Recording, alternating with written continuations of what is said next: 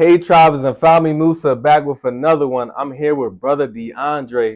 Nice to meet you, Moose. Nice to meet you. Hello, everyone. My name is DeAndre.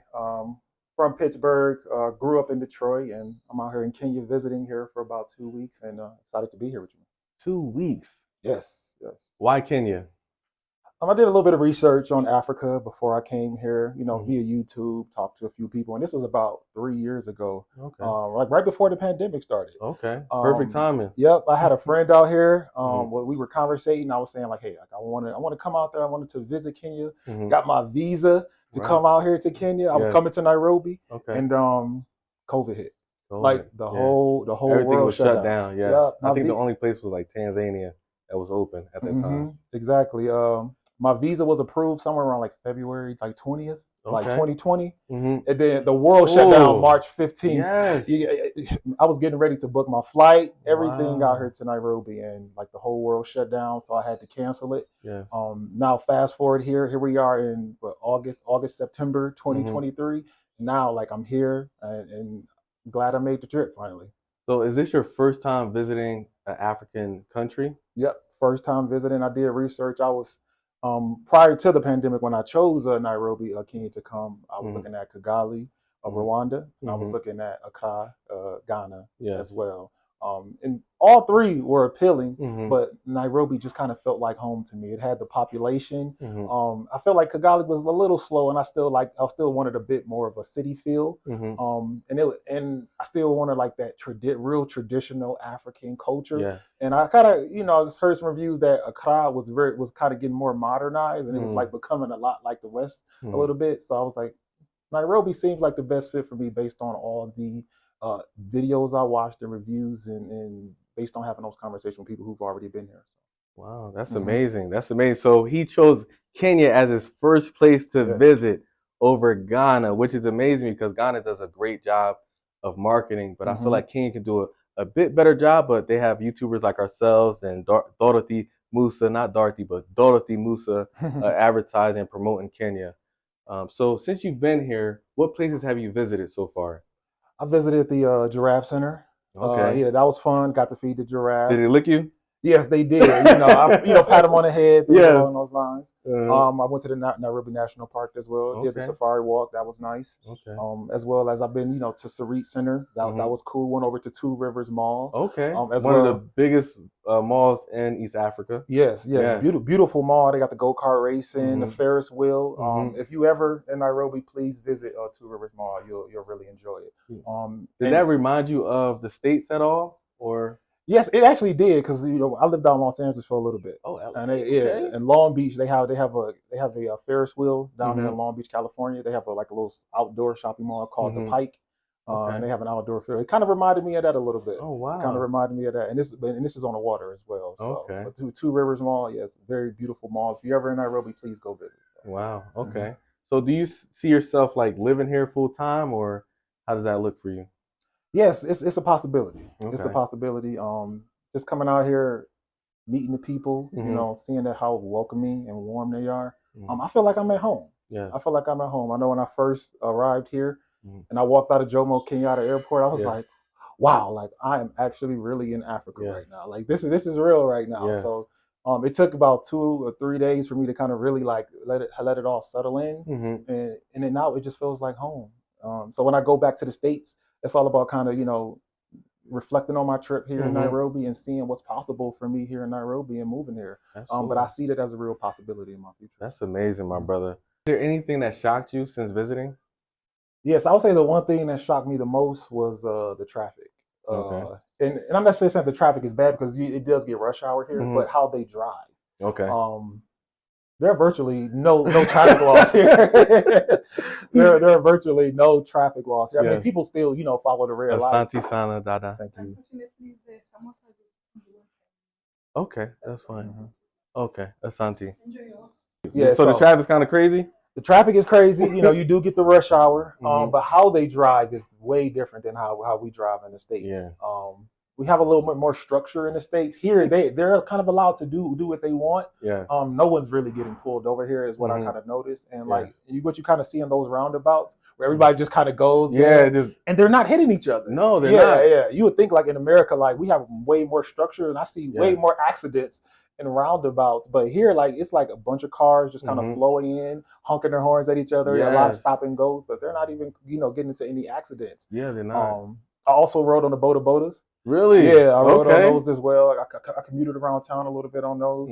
How was that for you? That was fun. And it's interesting because, they kind of like go straight through the red lights. They don't stop. Yeah. They're allowed to kind of just go straight through the red lights. So that was very, very different. Okay. That was one of the biggest culture shock where I noticed I'm just sitting there like, wow, like this is very, very different. So if I was to come here, I still would want a car. I would just have to kind of learn how to drive. Because what also shocked me too was how everything is kind of flipped. Yeah. So the steering wheel's on the right side, and then when you're on the right side, you're driving on the left side. So it's literally like opposite. I don't know if I could get a car yet. I'm still getting acclimated to the driving. But to me, it's chaotic, but it's structured chaos. If that makes any sense, it is, right? It is. Because like you said, I don't see any accidents. Since I've been here for a year, I don't see accidents like that. Maybe I've seen maybe 2, but they were like fender benders. They weren't like major accidents. So I feel like people really know how to drive. It's just a little bit more aggressive in the States. Because they don't waste time. Like they go around and there are no accidents. None. Yeah, they'll go around everything. Like you know what surprised me the most? They don't get it's like almost accidents every time, right? You're going out, but there's no accidents. But at the same time, they don't get mad at each other. You don't see any anger when somebody almost hits another Uber driver, another vehicle. They just give a thumbs up. Or you're good. Missouri. Yes, that's exactly. They keep it going. But in the States, it's like somebody ready to fist fight, pull out a bat and hit you if you almost hit their car. Exactly. So it's very, very peaceful here when it comes to that. What type of food have you had so far in Kenya? Food, I've had ugali. Okay. That was good. Please the golden spot, Nairobi. If you want to add me on my Instagram, like I posted like a little small reel of me visiting there. Yeah, add them, please. Yeah. Where is it located? If you that's on the south end of Nairobi. Okay. I don't know the exact street it was on, but I know it's more on the south side. Okay. I know we're more on the kind of like north end of Nairobi right now, Kilimani. Yes. I tried ugali. I tried choma as well. It's kind of like a meat plate. It was good. They brought it out sizzling. At first I was only going to get the goat meat that I tried in my reel, but then this lady like brought this past, and I was like, hey, like what is that? Yeah. And she was like, oh, like that's choma. It's like a meat plate with like beef, chicken, and goat. So we ordered some of that, and she brought it out to us, and I tried. It was amazing. Also tried chapatis. Chapatis is my favorite. Yes. My favorite Kenyan dish. It's like kind of like a tortilla in a way. Yeah, like I probably eaten about 10 of those since I've been here. Yes. One every day, huh? Yes. Yeah. They're amazing. A lot of street vendors, they cook them right there on the street as well. So those are good. And I tried the goat meat and some greens, different type of greens that they have here. I know they have like sukuma wiki and spinach and all that. Yeah, there's a lot of different ones that they have. So it's pretty good. And it's all been good. It's been good. I'm enjoying the food as well. So how's your interactions with the locals here? How's that for you? It's been good. It's been good. Everybody's very welcoming. They always give me that look. They like when they hear my voice because I speak like very, very proper, and I don't have an African accent. Yeah. So every time I'm like, "Hello, how are you?" And they're like, like, they think you're speaking Swahili, right? They think you're Kenyan. They think I'm Kenyan because I'm a dark skinned man, and I look like a lot of black men here. So I blend in very well. So it's easy for me to kind of camouflage myself in and just stay silent and just kind of move throughout Nairobi. But they have been very welcoming, very friendly. I feel like I'm at home every time I ask for help. All the Kenyan people are willing to help me. Everybody I've interacted with, whenever I had any questions, they've been more than willing to help me. And I can't give nothing but just good graces and speak well of Kenyan people. They're amazing people. Shout out to all the Kenyans. We definitely love you. Yeah, love, for sure. For sure, love. Nakupenda. I think it's Nakupenda, right? Yes. So how does it feel to be black in Kenya? I would say when I walked out of the airport, just seeing nothing but black faces is very different. Especially very different from Pittsburgh, where I've been living for the last year and a half, where it's predominantly a white city. Being in a city where race is not really a thing, where you don't have to worry about that, and everybody looks at you, as just a person, is very different for me. Growing up in the States, racism and the things we see on the news is, is not really good. Yeah. It's not good. And just coming here, like I felt at home. Being able to kind of move and walk in the shopping malls and not being perceived in a certain way. When I dress like this, in the States, everything's good, but when I put on like a hoodie and maybe some basketball shorts, everything may not be so good for me, in the States, and I may be viewed as a certain way. Coming here, I can dress either way, and I'm still looked at, just as a human being. So being here in Kenya and being, a black man and being able to see like, oh, this is what life feels like where race is not a factor, has been a very good experience for me. And I'm glad that I came here and was able to kind of, get that feeling. And it makes me want to come back even more. So please, after DeAndre just spoke and said those great words, please get your passports. To my brothers and sisters, please go out there and spend, I don't know if it's $150 or $200, but please get your passports and visit the motherland. Instead of visiting European countries, please visit the continent itself. I don't care if you're going to Ghana, Senegal, Tanzania, Botswana, anywhere, Kenya. Just please visit and you'll see or experience what we're experiencing, because it's amazing and it's something that we can talk to your deafening ears, but you have to experience it for yourself. So with your accommodations here, how much are you paying for? Are you an Airbnb, hotel? Airbnb. Okay. I would say just to back up a little bit, my flight here, was about $1,100. Okay. So that was $1,100 for a round trip. Round trip. Okay. So American Airlines and Kenya Airways. American Airlines from Pittsburgh to New York. That is not a bad price. Yes. Our brothers and sisters back home, we spend $1,100 on some Gucci or something like that, a belt. So okay. And so $1,100 for the flight. Airbnb for about 14 days was about $350. Yes. You said 14 days. 14 days, and I'm in a nice area of town in Nairobi, and I'm in Kileleshwa. The building I'm staying in, it has guards in it. Anybody coming in and out that's not, a part of the like a tenant, they have to be like checked in. Like you have to have an ID or they will not let you in. So very safe part of town as well. Like so. Do you feel safe in Kenya? I feel safe. That was the one thing that I was like, okay, like when I talked to my mom, I was like, hey, like I'm gonna share my location with you. This is where I'm staying. This is the place I'm going to be visiting, just in case anything happens to me. Yes. Now I'm here, like I feel comfortable. Like I'm moving around at night. I was on the back of a boda last night. At night? Yes. Okay. Interesting thing. Like I walked into a Somalian restaurant yesterday, and I was like, I just wanted some coffee. And I walked in. It was all Somalians in there, but the restaurant workers were all Africans. Okay. So, and I felt comfortable in there. Yeah. I stood out because I had on I was dressed down and they had on like their attire. Okay. But I still feel comfortable. I didn't feel like, I was moving around at night and I didn't feel like, something would happen to me. There hasn't been one day that I've been here where I felt like, oh, something would happen to me. Wow. And that's an amazing feeling for us coming from the States. I feel very safe here. Like I'm moving around comfortably. And I've been in areas of town that's not so good, and I've been in the best sides of Nairobi, and not one time here where I felt like something would happen to me or that I was in danger. It's a very safe country, and I would say like there are security guards everywhere. Yeah. Like I feel like everywhere. Like now that was a little different for me as well. I would say that's another culture shock. That there were security everywhere. Like every single building you go past in Nairobi has security guards. So it's a very safe city. So if you're African American or wherever you're from, if you're black and you're not, on the continent coming to Nairobi, you come visit, like you will feel comfortable, you will feel safe, and sure you still have to have some level of street smart. Yes, so absolutely. You absolutely. You can't come out here like just, just naive. So you have a good level of street smarts. Don't do anything, crazy. And treat people well and they will treat you well. Yes. And that's global. That's, that's anywhere you go, right? We should have that. How much does someone have or save up? Ballpark figure. Ballpark figure minimum. You want to include like the flight and the Airbnb in that price? Yeah, let's include everything. Everything total for the entire experience, I would say you want to have at least $2,500. $2,500. At least $2,500. Okay. And I would say that's for about 7 days.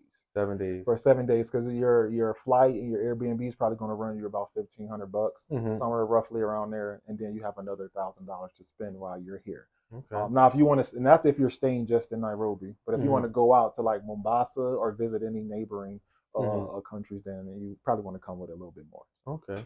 So growing up in the United States, how did you hear about Africa? Like, Did you hear any good things or bad things? How was your experience growing up in the United States, learning Um, about the continent?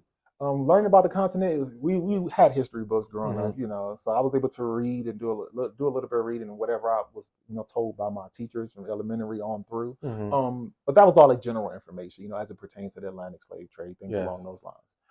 So we removed from the like educational Hmm. perspective and what I was learning from my parents, Hmm. what I was seeing on TV. It was mostly like the stuff along the lines of feed a child. Hmm. And then you hear all this rhetoric about like, any type of, health concerns that African people, typically have. Hmm. But when I come here, you see that that's actually not true. Yes.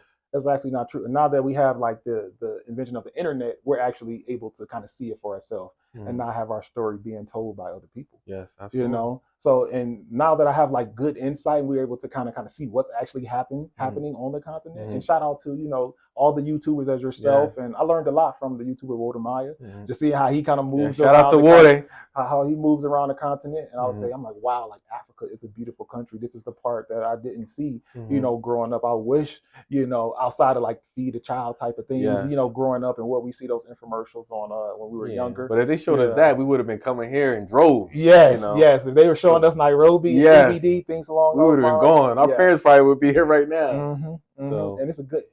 So for me, it's just been great. So it's going to be amazing, bro. It's gonna be like, it's going to be a different conversation. An hour, because I'm probably have a business. Yes. I'm probably, no, not probably. Here. You will. Yeah. We're speaking this into existence. Yes. I will have a business. You will have a business. I will be living here, like, whether it's 12 or 24 months, like, yes. It'll definitely be like a very good conversation. And what business opportunities do you see here so far? I know you only been here for a couple of days, but do you see any ventures that you could possibly get into?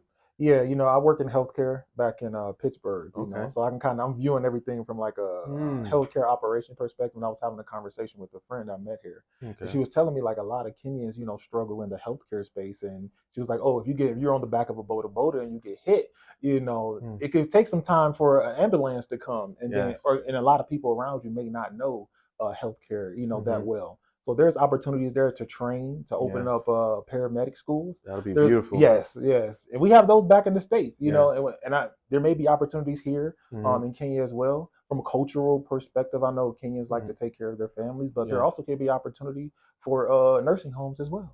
There could be opportunities there. So I'm looking at a lot of different business ideas, also from a health perspective. I was searching up. We have Tropical Smoothie Cafe back in Pittsburgh. Okay, yeah. I was looking for something similar to that here in Nairobi. I didn't really see that as well. So I was like, oh, that's another business opportunity. And that one, doesn't have to be, high investment. You can get started. Have to have a lot of capital. To get involved. You don't have to have that first initial investment. This is something you can just rent out like a small little storefront, or even be like a street vendor. And kind of set up there and kind of build your brand from there. Or you can hire somebody do it, because labor is affordable here in Nairobi as well. So there's a lot of different business ideas that I'm looking into. I'm not really set on one idea yet, but I think in a year or 2 years time, when we kind of revisit me and my experience throughout Nairobi, Kenya, you're gonna have everything set up. Everything's gonna be set up. I'm gonna be here, and it's gonna be a very good conversation. So So what was your purpose of visiting Kenya? My purpose was to come out here, experience the culture, talk to the people, see the beautiful country, and see if this is a place that was for me. If I decide to leave the States and come here, and so far, like, it's feeling like home to me. I absolutely love Kenya. I love the people. I love the food. The economic advantages that we have here as African Americans, and being able to come and open up a business and employ Kenyan people and help them feed their families. Like, this is something that I will live to tell. I'll be excited to tell my grandchildren about this. This is amazing, my brother. So how many days have you been here so far? I've been here for about 10 days. 10 days. And you've been really embracing the culture. It seems like you even know some Swahili words. What's some words that you picked up along the way, along your 10 days here? Okay, my 10 days here, I'm still learning, but sawa. Sawa, okay. Means okay. I'm putting you on the spot, right? Yeah, sawa means okay. I know karibu. Okay. Habari. Means like good morning. Yes, habari. Yes, I think it's like hi or something. Hi, good. But they want to tell us in the comments. Please tell us. Yeah, I'm still working on my key Swahili, y'all. Yes. So Karibu, and what's thank you again? Asante. Asante, Okay. and that's the most common one. Yeah. Phrase But that's only 10 days. That's only 10 days. So that's imagine, investing 12 months here, how much you'll pick up. How much I'll pick up. Yes. And everybody, when y'all when we have our conversation in about a year or a year and a half, I'll know a whole lot more of Key Swahili, and I may be able to have a conversation. We'll be speaking fluent, right? We'll be speaking fluently the whole entire interview. So how was the process getting from the US to Kenya? Was that like a rigorous process? Do you have to do a lot of work, or how did that go? It was very easy. I had already had my passport prior to the COVID shutdown. When I told you I was originally going to come to Nairobi before the world shut down, so I'd already had my passport. Only thing I did was went on the Kenya website. I think it's like Kenya eGo.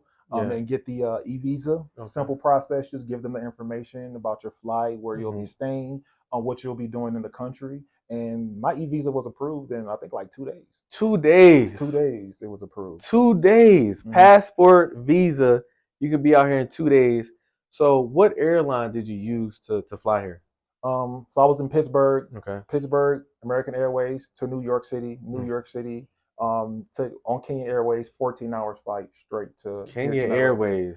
So you really invested in Kenya already. Yes. So how was the flight here? It was good. It was a long flight. You just kind of sit there and just watch the hours go by. Yeah. I was trying to keep myself busy, when I couldn't sleep. How was the food? The food was okay. The food was okay. I wouldn't say it's like, like gourmet or anything. I would say it's more like average, lunchroom type of food, but it's edible. It's they good. Kept you fed though? Yeah, it kept me fed. Yeah. And you'll be comfortable as well. I would say the flight attendants are very attentive. They ask you what do you need, and are you comfortable? They also give you like blankets. And it was a good experience. And the headrests also have movies in there. So if you don't have anything to watch on your cell phone, you can watch movies in the headrest. So you'd be slightly comfortable on the ride here.